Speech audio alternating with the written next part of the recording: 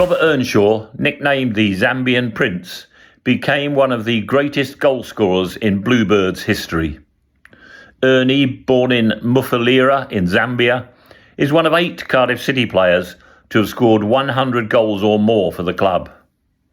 He stands third in that exclusive scoring chart behind Len Davies on 179 and Peter King with 111. Behind those top 3 are Brian Clark with 108, Carl Dale 103, Derek Tapscott 102, Jimmy Gill on 101 and John Toshak with 100. They are Cardiff City's Centurions. During a playing career which lasted 2 decades, Earnshaw actually fired a total of 202 club goals, and those clubs. During a playing career which lasted 2 decades, Earnshaw fired a total of 202 club goals, and the teams who signed him paid a total of £12,650,000 in transfer fees. Welsh international Earnshaw's links with Wales go back to the day he was born in Zambia. Mum Rita gave birth to the budding Bluebird on April the 6th, 1981, while in the UK, Cardiff-born Shakin' Stevens was top of the pop charts with This Old House. 2 days later, after Ernie came into the world, Cardiff City celebrated the arrival of their future goals ace in this world by winning 1-0 against Chelsea at Stamford Bridge. World Cup winner Geoff Hurst was the Chelsea manager that day, while Cardiff-born Richie Morgan was in charge of the visitors.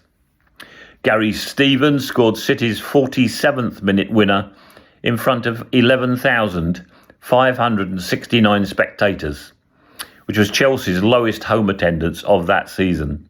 2 points earned proved crucial because the Bluebirds only avoided relegation from Division 2 on goal difference, with Preston North End the unlucky team to go down. Young Robert, who turned out to be an extraordinary goalscorer, was starting on a development path at the time which would bring him to Wales years later. Mufulira, a name which means a place of abundance and peace, was where Earnshaw began his life. The town is in the Copper Belt province of Zambia, having developed around the copper mines in the 1930s. It is 12 miles from the international border with the Democratic Republic of Congo.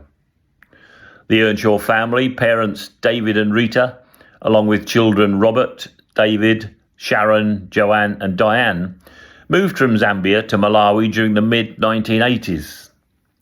Robert was 5 years old, and the 1,000-mile move happened because his father took charge of a Malawi coal mine. The children began attending St Andrew's School in Lilongwe, which was a 6-hour drive away from the family home. David and Rita's 5 children would fly to the school every Monday and stay through the week before returning home on Fridays.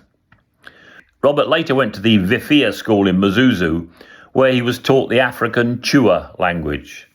He was already able to speak Bemba, another language from the same continent, and a little English.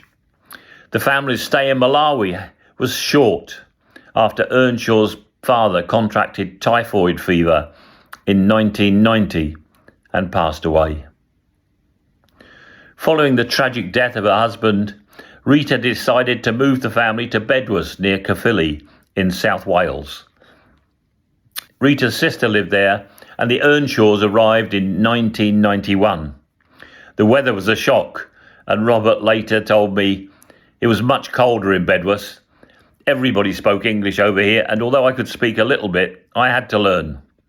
When you're a kid, though, you just get on with it. Robert played football in the Caerphilly area, kicking a ball around with friends between studies at Cardinal Newman Roman Catholic School in Pontypridd, the school where he moved to after a spell at St Helens Primary in Lansbury.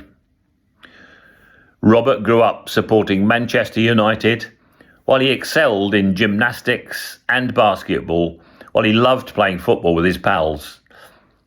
Cardinal Newman, though, was a rugby union playing school, and there were no chances to play football in school-organised sessions. That meant his first real football match came at the age of 11 for local youth team Llanbradach, although he joined GE Wales soon after. Robert quickly attracted football scouts by scoring a huge amount of goals, including 80 in one season. The Zambian prince was beginning his Welsh football adventure, and he succeeded in such style that by the time he accepted a £3 million plus transfer to Premier League West Brom, he had fired more than 100 Bluebirds goals in 7 years.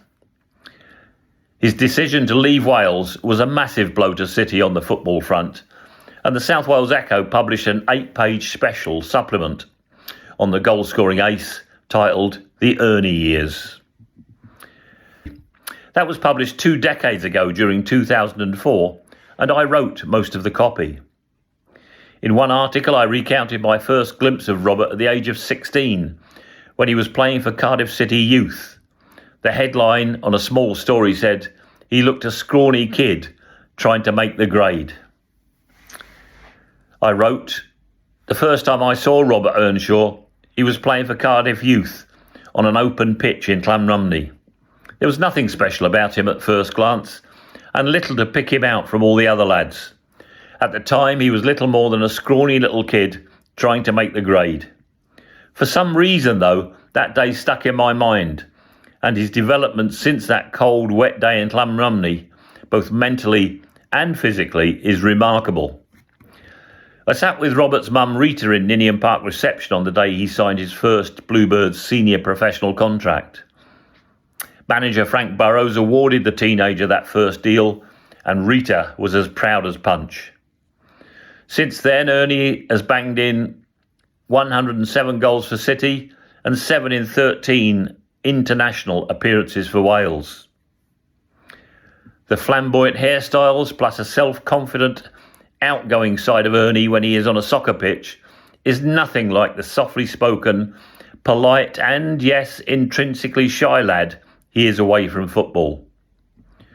Whenever he pulled on a Cardiff City or Wales shirt, he became a different person, a natural goal scorer with supreme confidence in his own ability.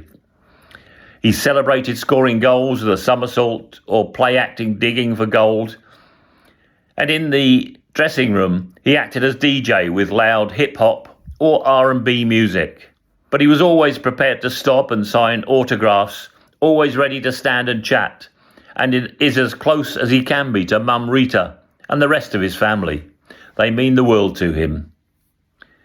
In an era driven by money, Ernie has always been a man who cares.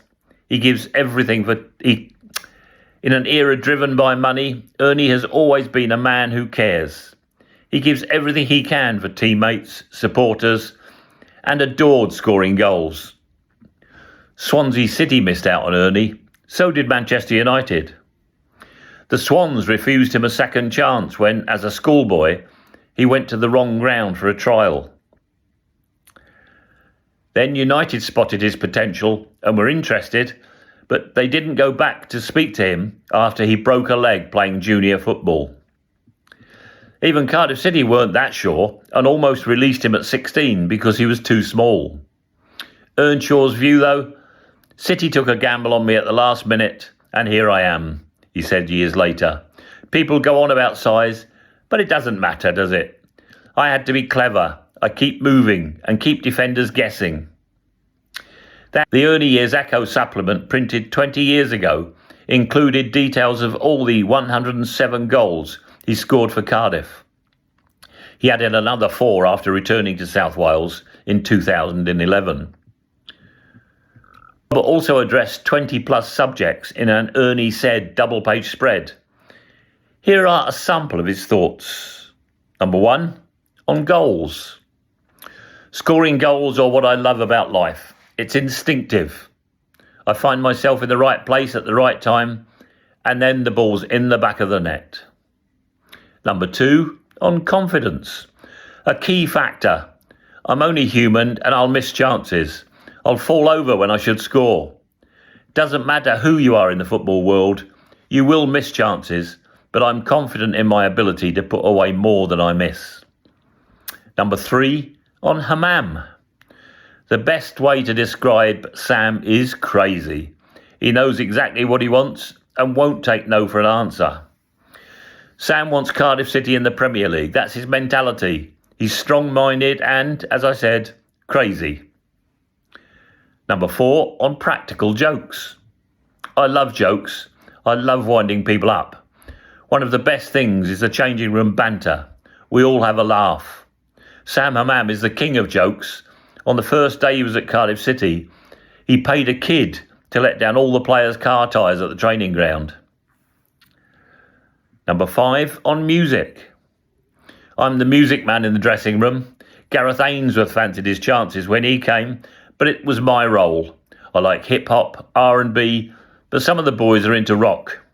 I try to put different stuff on to suit everybody. Number 6, on nerves. I don't often get nervous. I love football so much. It's more excitement than nerves. Number 7, on his move from Africa to South Wales. I was 9 years old when I moved to Caerphilly. That was a crazy time, a completely different way of living. I remember seeing snow for the first time and the cold. Things were freezing. Awful. Number 8, on hobbies. I enjoy on hobbies. Number 8, on hobbies. I enjoy WWF wrestling, and sometimes a few of us mess about practicing holds we've seen on the telly. I play pool, and I have a few tropical fish tanks in my house. I've even learned to play the piano, but I'm not too good yet. I enjoy listening to music. My neighbours go mad because it's blasting out. But I do try to be thoughtful. On the way to matches, though, I like to play cards on the coach. Number 9, on his loan spell at Greenock Morton. I felt the gaffer, that was Frank Burrows at the time, didn't think I could make the grade, particularly when I ended up in Morton. He called me into the office and asked if I fancied a loan spell in Scotland. I said I'd give it a go and was on a flight that afternoon. I didn't even know where Greenock Morton was. Number 10, on his Boom t-shirt. I had a t-shirt made with Boom on the front and threw it to fans after I broke Cardiff City's scoring records. Number 11, on Peter Thorne. Our partnership is almost telepathic. Number 11, on Peter Thorne. Our partnership is almost telepathic. It was strange because we hit it off almost straight away. We've played together up front for a long time now, and we each seem to know instinctively where the other one is. We talk, we shout, but I make runs, and he knows where to find me more times than not. Number 12, on ambition. My ambitions are simple: to be the best player I can be and score as many goals as possible. Apart from that, I'll keep smiling, whether I'm on a scoring run or on a lean spell. 13, on his goals past England goalkeeper David James. It was a great feeling to put the ball past England's best. One of them was a real swerver which he dived for but had no chance of saving. Number 14, on his Wales winner past Germany's Oliver Kahn. Incredible. I made my debut for Wales against the World Cup finalists and scored the winner. Doesn't get much better than that. I was in shock for days. I couldn't sleep. And early the next morning after the match, I went to Asda with James Collins for breakfast. That's just what I wanted to do at the time. Lots of people asked for my autograph, and my breakfast was cold by the time I got round to eating it, but I didn't mind a bit. Number 15, on gigs. Manchester United were always my favourite team as a schoolboy, and Ryan Giggs my favourite player. To be selected in the same Wales squad as Ryan was incredible. Then to play alongside him was fantastic. He has been so good to me, so have all the other lads. They just made me feel welcome from the start. Number 16, on Zambia v Wales. I was born in Zambia and thought long and hard about playing for the country of my birth. I have cousins who played for Zambia. It was a tough decision, but in the end it was made for me because there were so many complications playing for Zambia. I chose Wales. I am proud to play for Wales. 17, on his 100 plus goals for City. I can hardly believe it. To have scored 100 goals by the time I was 22 and joined the likes of Brian Clark and John Toshak is remarkable. A great feeling. What an honour. Number 18, on his celebration routines. The lads, James Collins, Rhys, Weston, Danny Gabardon and others worked on a few celebration routines to follow my somersault, which I've done since I was a young boy. We felt the fans would enjoy it. I saw Batistuta do the machine gun on television, and we had several other routines to be used, including digging for gold, the skipping rope, microphone, and more. Somersault footnote. Earnshaw's junior club, GE Wales, banned him from performing somersaults. He refused to stop at the time. Later, City manager Alan Cork did the same and fined him £100 for every somersault. Ernie, though, was on a big goal bonus and just carried on. 19, on being the last player onto the pitch. I feel comfortable being last out. Then I have a little hop, followed by 2 steps on my right foot as I cross the line. John Robinson likes to be last as well, but I am big enough to bully him. Number 20, on his slow run-up to penalties.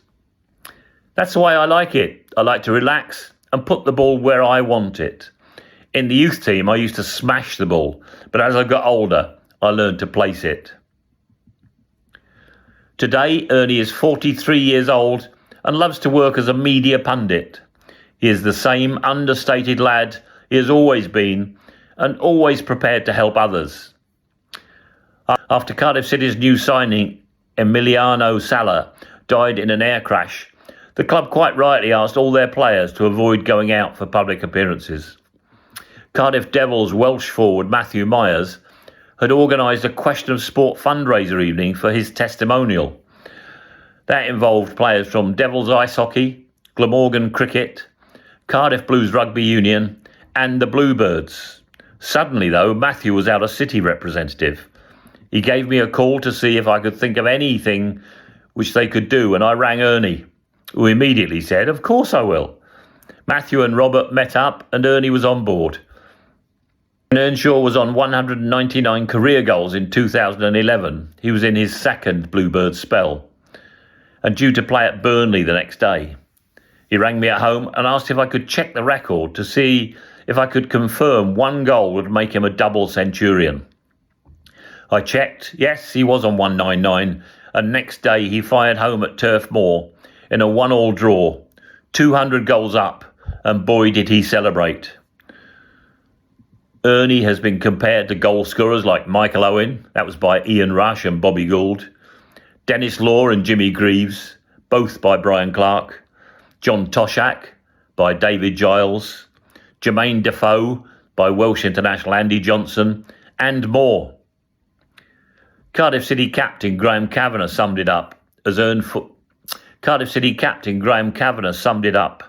Earnshaw left Wales to join Premier League West Brom, saying, "Cheers, Ernie, you were different class.